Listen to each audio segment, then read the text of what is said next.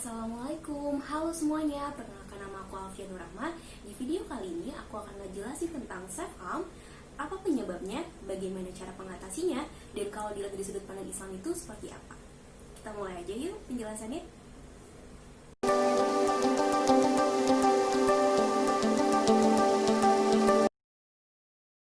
Nah, self-harm itu apa sih? Self-harm itu adalah ketika seseorang menyakiti diri sendiri sebagai cara untuk mengatasi luka yang mendalam dan luka emosional. Nah, bagi seseorang yang melakukan self-harm itu dipilih untuk menyalurkan emosi negatif yang tidak bisa diungkapkan dengan kata-kata. Dan juga orang yang melakukan self-harm ini tidak berniat untuk melakukan percobaan bunuh diri atau bunuh diri secara langsung. Jadi dia hanya mengeluarkan, melampiaskan emosi negatif dengan menyakiti diri sendiri, seperti itu. Melukai diri sendiri itu bisa dilakukan dengan berbagai macam cara, seperti menyayat tangan dengan silet, memukul, membenturkan kepala di dinding, terus mencakar-cakar, dan lain sebagainya.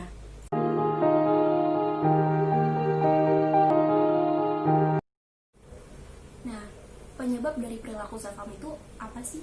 Yang pertama adalah mengalami stres. Sebuah penelitian menunjukkan bahwa seseorang yang mengalami stres yang tinggi dapat beresiko melampiaskan stres tersebut dengan melukai diri sendiri. Nah, yang kedua adalah pengaruh pelecehan seksual pada masa kecil. Studi mengungkapkan bahwa seseorang yang mengalami pelecehan di waktu dia kecil dapat melakukan atau menyakiti diri sendirinya di saat dia sudah dewasa. Jadi, kalau misalkan orang di masa kecil atau di masa lalunya ini dia mengalami kekerasan atau pelecehan, dia mengalami depresi, dan depresi itu akan dilampiaskan dengan cara menyakiti diri sendiri saat dia sudah dewasa, seperti itu. Nah, yang ketiga adalah melampiaskan emosi. Tidak semua orang dapat melampiaskan emosi yang sedang dirasakan dengan cara yang positif. Banyak sekali orang-orang yang melampiaskan emosi negatif seperti rasa sedih, kecewa, marah, itu dengan hal yang negatif juga. Seperti dia menyakiti diri sendiri dengan berbagai macam cara, itu dapat menghilangkan rasa sakit yang sedang dialami dan menyalurkannya dengan rasa sakit yang bisa dia rasakan, seperti itu.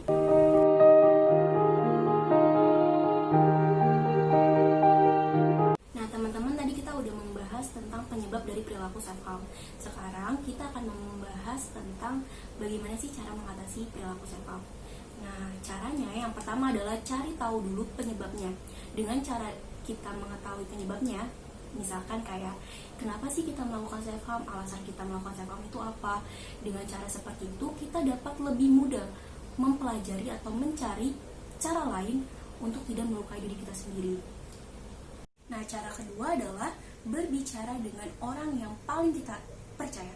Misalkan kita menceritakan masalah kita dengan sahabat kita, terus dengan teman kita nih, teman dekat kita gitu. Boleh banget mengeluarkan apa yang ada dalam perasaan kita, kita bercerita tentang masalah kita.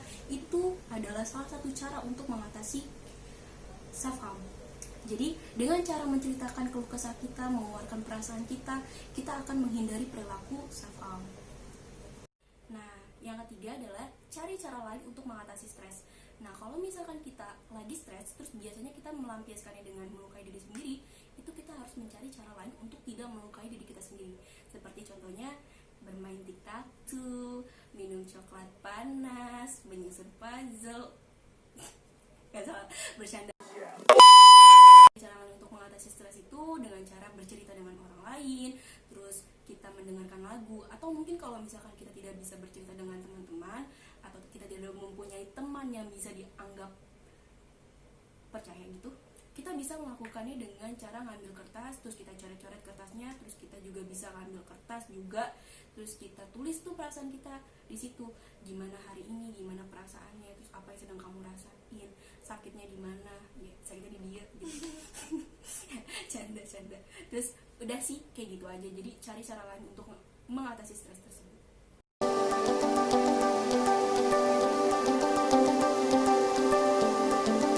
Teman-teman, sekarang kita akan membahas tentang pandangan Islam tentang perbuatan melukai diri sendiri.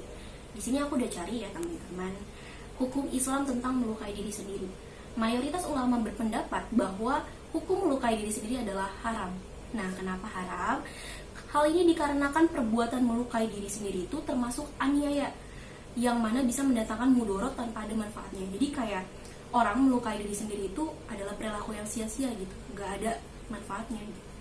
Nah di sini juga udah ada dalil atau ayat yang udah melarang umat Islam untuk melukai diri sendiri. Allah Subhanahu wa taala telah berfirman di surat Hud ayat 110 yang artinya, dan kami tidaklah menganiaya mereka, tetapi merekalah yang menganiaya diri mereka sendiri. Karena itu tiadalah bermanfaat sedikit pun kepada mereka sembahan-sembahan yang mereka seru selain Allah. Di waktu azab Tuhanmu datang dan sembahan-sembahan itu tidaklah menambah kepada mereka kecuali kebinasaan belaka. Nah di sini dalam surah ini Allah tuh udah ngejelasin bahwa kalau menganiaya diri sendiri itu tidak ada manfaatnya, jadi hukumnya haram dan tidak boleh dilakukan. Sudah cukup penjelasannya. Terima kasih sudah menonton video ini. Jangan lupa like dan komen di bawah ini ya. Dan teman-teman, maaf kalau misalkan aku ada salah kata, salah ngomong, dan salah menaruh rasa. Canda.